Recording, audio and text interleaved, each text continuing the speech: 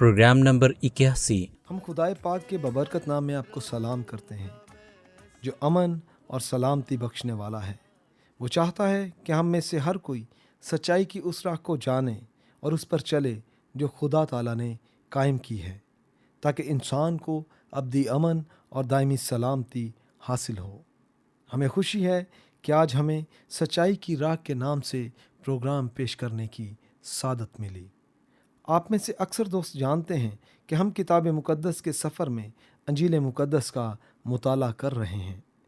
یہ مقدس کتاب ہمیں یسوع المسیح کی خوشخبری کی باتیں سکھاتی ہے۔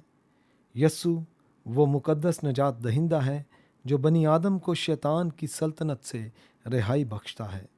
نجات دہندہ تمام لوگوں سے مختلف تھا اور مختلف ہے۔ یہ وہ کلمہ ہے جو ابتدا میں خدا کے ساتھ تھا، اور وہ کلمہ مجسم ہو کر دنیا میں آیا۔ یسوع کی پیدائش باقی سب آدمیوں کی پیدائش سے فرق ہوئی کیونکہ وہ روح القدس کی قدرت سے کنواری سے پیدا ہوا۔ یسوع کی طبیعت اور یسوع کا کردار بھی سب آدمیوں سے منفرد تھا۔ اس کی پاک فطرت گناہ سے مبرہ تھی۔ اس نے کبھی گناہ نہ کیا۔ اس کے کام ہر آدمی کے کاموں سے مختلف اور عجیب تھے۔ جیسے جیسے عجیب کام اور معجزے اس نے کیے، اس سے پہلے کسی شخص نے ایسے معجزے نہ کیے تھے۔ یسوع کو شیطان پر، بدروحوں پر، ہوا، پانی، آندھیوں، طوفانوں، بیماری اور موت پر قدرت اور اختیار حاصل تھا۔ اس کی تعلیم ہر عالم کی تعلیم سے جدا تھی۔ اس کے دشمن بھی اقرار کرتے تھے کہ انسان نے کبھی ایسا کلام نہیں کیا۔ جی ہاں، یسوع مسیح کی پیدائش عجیب، سیرت و طبیعت عجیب، اس کے کام اور اس کا کلام عجیب، الغرض وہ ہر طرح سے عجیب اور بے مثال تھا۔ اس کی ان تمام خوبیوں کے باوجود بھی ہر کوئی اسے نہ پہچان سکا کہ آسمان سے آنے والا نجات دہندہ یہی یسوع ہے۔ زیادہ تر آدمی نہ سمجھ سکے کہ یسوع حقیقت میں کیا ہے۔ انہوں نے یہی سمجھا کہ وہ کوئی عام سا نبی ہے، مگر ان کو احساس تک نہ ہو سکا کہ خود خدا ان سے ملنے ان کے پاس آ گیا ہے۔ یہودی دین کے حاکم نہ صرف اسے پہچاننے میں ناکام رہے، بلکہ انہوں نے مل کر فیصلہ کر لیا کہ وہ اسے قتل کر کے سکھ کا سانس لیں گے۔ پچھلے سبق میں ہم نے دیکھا کہ یسوع نے فقیوں، فریسیوں اور سردار کاہنوں کو ملامت کی اور کھری کھری باتیں سنائیں، کیونکہ ان کے اندر ریاکاری اور مکاری کوٹ کوٹ کر بھری ہوئی تھی۔ لیکن یسوع کی سچی اور کھری کھری باتیں ان کے لیے پچھتاوے اور تبدیلی کا سبب نہ بن سکیں۔ دراصل یہودی سرداروں کی سوئی ایک جگہ پر آ کر ٹک گئی تھی کہ ہر حال میں یسوع کو قتل کرنا ہے۔ خداوند یسوع کو معلوم تھا کہ یہودی عالم شرع، فقی اور فریسی اسے یروشلم میں قتل کریں گے۔ اسی طرح ہم نے دیکھا کہ یسوع نے اپنے شاگردوں کو خبردار کر دیا کہ سردار کاہن اور شرع کے عالم اس پر موت کا فتویٰ لگائیں گے۔ وہ اسے رومیوں کے حوالے کریں گے تاکہ وہ اسے ٹھٹھوں میں اڑائیں، اس کے منہ پر تھوکیں اور اسے کوڑوں کی مار ماریں، اور پھر کیلوں سے جھڑ کر اسے صلیب پر لٹکا دیں۔ مگر تیسرے روز وہ مردوں میں سے پھر جی اٹھے گا۔ اس طرح یسوع نے اپنی صلیبی موت کے بارے اور قبر سے دوبارہ زندہ ہونے کی بابت پہلے ہی بتا دیا تھا۔ اور یسوع نے نہ صرف اعلانیہ کہا کہ وہ کیسے مرے گا اور کہاں مرے گا، بلکہ ہم دیکھیں گے کہ یسوع نے یہ بھی بتا دیا کہ وہ کب مرے گا۔ اب متی کی انجیل کے 26ویں باب سے مطالعہ جاری رکھیں گے اور سیکھیں گے کہ یسوع نے اپنی صلیبی موت کی تیاری کر لی۔ کلام خدا بیان کرتا ہے، اور جب یسوع یہ سب باتیں ختم کر چکا تو ایسا ہوا کہ اس نے اپنے شاگردوں سے کہا، تم جانتے ہو کہ 2 دن کے بعد عید فصح ہوگی اور ابن آدم مصلوب ہونے کو پکڑوایا جائے گا۔ یسوع نے اپنے شاگردوں سے جو کہا تھا، کیا آپ نے سنا؟ اس نے انہیں پہلے ہی اطلاع کر دی تھی کہ عید فصح کے موقع پر لوگ اسے کیلوں سے صلیب پر جڑ دیں گے۔ یہ اطلاع بہت اہم ہے۔ توریت کے مطالعہ کے دوران ہم نے عید فصح کے متعلق سیکھا۔ عید فصح یہودی کیلنڈر کے مطابق پہلے مہینے میں ہوتی تھی، جو تقریباً مارچ اور اپریل میں ہے۔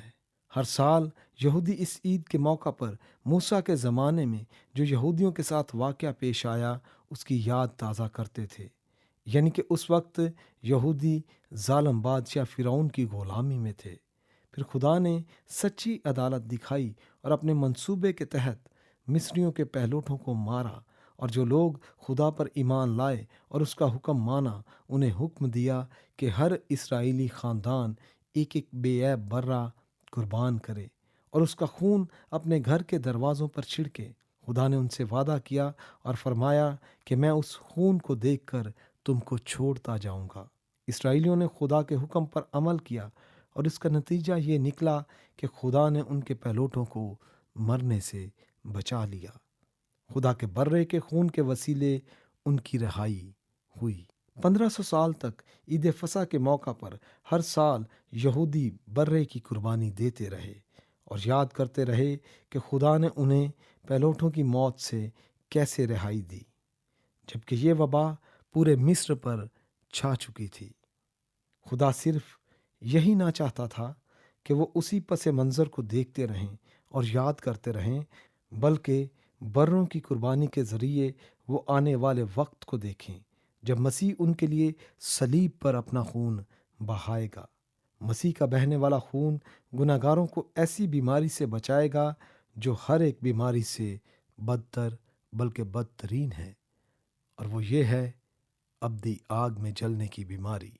نجات دہندے کی موت وہ قربانی ہے جو خدا کی پاک شریعت کے تقاضے کے عین مطابق ہے، اور یہ قربانی ختمی یعنی آخری اور کامل قربانی ہے۔ خدا نے اپنی حکمت سے فیصلہ کیا کہ نجات دہندے کا خون فصح کے روز بہایا جائے، اور وہ فصح کے برے کے خون کا عکس ہو اور فصح کی ساری شرط کو پورا کر دے۔ اس طرح خدا نے اپنی سچی عدالت کے مطابق جو منصوبہ بنایا تھا، یسوع نے نجات کا وہ منصوبہ مکمل کر دیا۔ اب متی کی انجیل کے 26ویں باب پر دوبارہ نظر کرتے ہیں۔ اور جب یسوع یہ سب باتیں کر چکا تو ایسا ہوا کہ اس نے اپنے شاگردوں سے کہا، تم جانتے ہو کہ 2 دن کے بعد عید فصح ہوگی اور ابن آدم مصلوب ہونے کو پکڑوایا جائے گا۔ اس وقت سردار کاہن اور قوم کے بزرگ قیافہ نام سردار کاہن کے دیوان خانہ میں جمع ہوئے اور مشورہ کیا کہ یسوع کو فریب سے پکڑ کر قتل کریں، مگر کہتے تھے کہ عید میں نہیں، ایسا نہ ہو کہ لوگوں میں بلوا ہو جائے۔ اس وقت ان 12 میں سے ایک، جس کا نام یہودا اسکریوتی تھا، سردار کاہنوں کے پاس جا کر کہنے لگا کہ اگر میں اسے تمہارے حوالے کر دوں تو مجھے کیا دو گے؟ انہوں نے 30 روپے تول کر دیے، اور وہ اس وقت سے اس کے پکڑوانے کا موقع ڈھونڈنے لگا۔ عید فطیر کے پہلے دن، یعنی جس روز برے کو ذبح کیا جانا تھا، اس کے شاگردوں نے اس سے کہا، تو کہاں چاہتا ہے کہ ہم جا کر تیرے لیے فصح کھانے کی تیاری کریں؟ اس نے اپنے شاگردوں میں سے 2 کو بھیجا اور ان سے کہا، شہر میں جاؤ، ایک شخص پانی کا گھڑا لیے ہوئے تمہیں ملے گا، اس کے پیچھے ہو لینا، اور جہاں وہ داخل ہو اس گھر کے مالک سے کہنا، استاد کہتا ہے کہ میرا مہمان خانہ جہاں میں اپنے شاگردوں کے ساتھ فصح کھاؤں کہاں ہے؟ میں آ کر جیسا وہ آپ تم کو ایک بڑا بالا خانہ آراستہ اور تیار دکھائے گا، وہیں ہمارے لیے تیاری کرنا۔ پس شاگرد چلے گئے اور شہر میں آ کر جیسا اس نے ان سے کہا تھا ویسا ہی پایا اور فصح کو تیار کیا۔ جب وقت ہو گیا تو وہ کھانا کھانے بیٹھے اور رسول اس کے ساتھ بیٹھے۔ اس نے ان سے کہا، مجھے بڑی آرزو تھی کہ دکھ سہنے سے پہلے یہ فصح تمہارے ساتھ کھاؤں، کیونکہ میں تم سے کہتا ہوں کہ اسے کبھی نہ کھاؤں گا جب تک وہ خدا کی بادشاہی میں پورا نہ ہو۔ اور جب وہ بیٹھے کھا رہے تھے تو یسوع نے کہا، میں تم سے سچ کہتا ہوں کہ تم میں سے ایک مجھے پکڑوائے گا۔ اور جب وہ بیٹھے کھا رہے تھے تو یسوع نے کہا، میں تم سے سچ کہتا ہوں کہ تم میں سے ایک جو میرے ساتھ کھاتا ہے مجھے پکڑوائے گا۔ وہ دلگیر ہوئے اور ایک ایک کر کے اس سے کہنے لگے، کیا میں ہوں؟ اس نے ان سے کہا، وہ 12 میں سے ایک ہے جو میرے ساتھ طباق میں ہاتھ ڈالتا ہے، کیونکہ ابن آدم تو جیسا اس کے حق میں لکھا ہے جاتا ہی ہے، لیکن اس آدمی پر افسوس جس کے وسیلے سے ابن آدم پکڑوایا جاتا ہے۔ اگر وہ آدمی پیدا نہ ہوتا تو اس کے لیے اچھا ہوتا۔ اس کے پکڑوانے والے یہودا نے جواب میں کہا، اے ربی، کیا میں ہوں؟ اس نے اس سے کہا، تو نے خود کہہ دیا۔ پس وہ نوالا لے کر فی الفور باہر چلا گیا، اور رات کا وقت تھا۔ اور جب وہ کھا ہی رہے تھے کہ اس نے روٹی لی اور برکت دے کر توڑی اور ان کو دی اور کہا، لو، یہ میرا بدن ہے۔ پھر اس نے پیالہ لے کر شکر کیا اور ان کو دیا، اور ان سبوں نے اس میں سے پیا۔ اور اس نے ان سے کہا، یہ میرا وہ عہد کا خون ہے جو بہتیروں کے لیے بہایا جاتا ہے۔ گناہوں کو مٹانے والے خون کی قربانی سے پہلے انجیل مقدس میں آخری کھانے کی بابت جو یسوع نے اپنے شاگردوں کے ساتھ کھایا، یہی لکھا گیا ہے۔ یسوع نے اپنے 12 شاگردوں کو آگاہ کر دیا تھا کہ ان میں سے ایک اسے پکڑوائے گا، اور وہ یہودا اسکریوتی تھا۔ انسانی نظر میں یہودا وفادار شاگرد تھا، لیکن اس کا دل صرف پیسے اور دنیا کی دولت پر ہی لگا ہوا تھا۔ اسی وجہ سے وہ سردار کاہنوں کے پاس گیا اور ان سے کہنے لگا، اگر میں اسے تمہارے حوالے کر دوں تو مجھے کیا دو گے؟ پس انہوں نے چاندی کے 30 سکے تول کر اسے دے دیے۔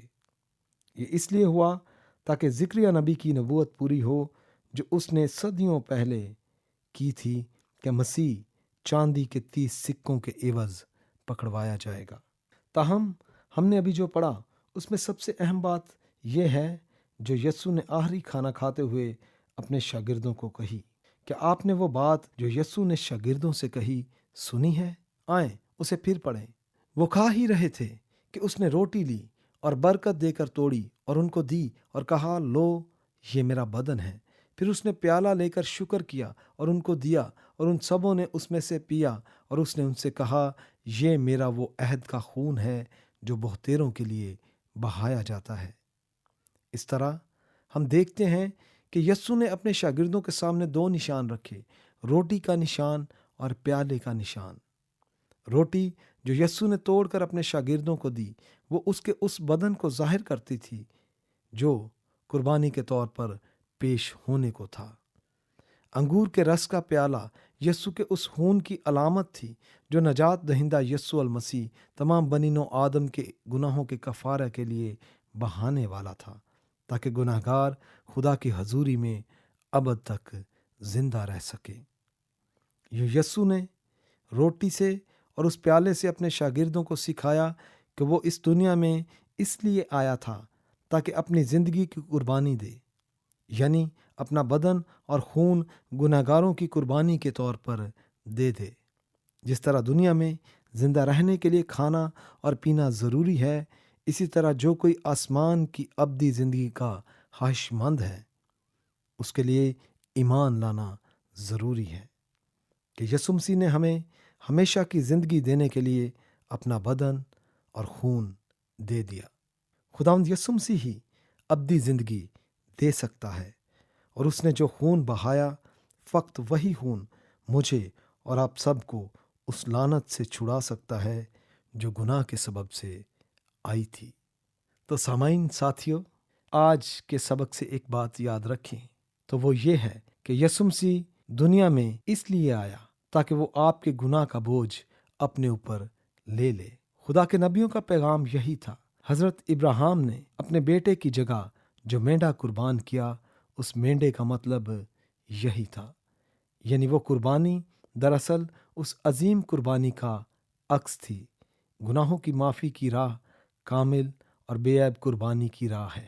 پاک نجات دہندہ جس نے ہم سب کے لیے اپنا خون پیش کر دیا، اسی کے وسیلے سے خدا ہمارے گناہ معاف کرے گا۔ ہزاروں سال پہلے خدا نے جانوروں کی قربانی مانگی تاکہ وہ بنی آدم کے گناہ کی پردہ پوشی کرے۔ یہ پرانا عہد تھا جو خدا نے اپنے نبیوں کے ذریعے باندھا، تاہم یسوع المسیح نیا عہد لے کر آیا۔ یہ وہی ہے جو جانوروں کی قربانی کے اشارے کو مکمل کرنے آیا۔ یسوع مسیح آخری فصح کا آخری برہ ہے جو قربان ہوا۔ تاکہ جو کوئی اس پر ایمان لائے وہ خدا کی پاک عدالت میں سزا سے بری ہو جائے۔ اسی سبب سے خدا کا کلام فرماتا ہے کیونکہ وہ ہمارا بھی فصح یعنی مسیح قربان ہوا، جو گناہ سے واقف نہ تھا، اسی کو ہمارے واسطے گناہ ٹھہرایا تاکہ ہم اس میں ہو کر خدا کی راست بازی ہو جائیں۔ یسوع کے خون کی قیمت لامحدود ہے۔ یسوع کے خون میں پاپ دھونے کی جو قدرت پائی گئی ہے، اس کی بابت خدا کا کلام یوں بیان کرتا ہے: یسوع کا خون ہمیں تمام گناہ سے پاک کرتا ہے، کیونکہ تم جانتے ہو کہ تمہارا نکما چال چلن جو باپ دادا سے چلا آتا تھا، اس سے تمہاری خلاصی فانی چیزوں یعنی سونے چاندی کے ذریعے نہیں ہوئی، بلکہ ایک بے عیب اور بے داغ برے یعنی مسیح کے بیش قیمت خون سے۔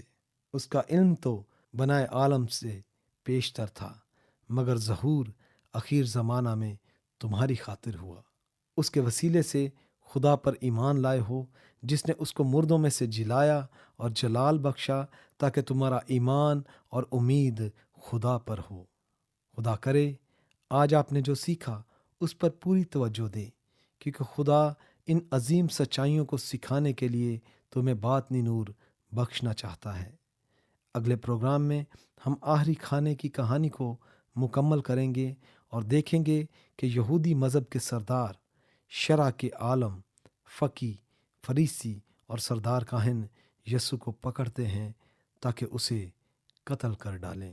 خداوند آپ کو برکت دے، کیونکہ آپ خدا کے کلام کی اس آیت کے مطلب پر اور اس میں چھپی ہوئی عظیم برکت کے معنی پر غور کرتے ہیں۔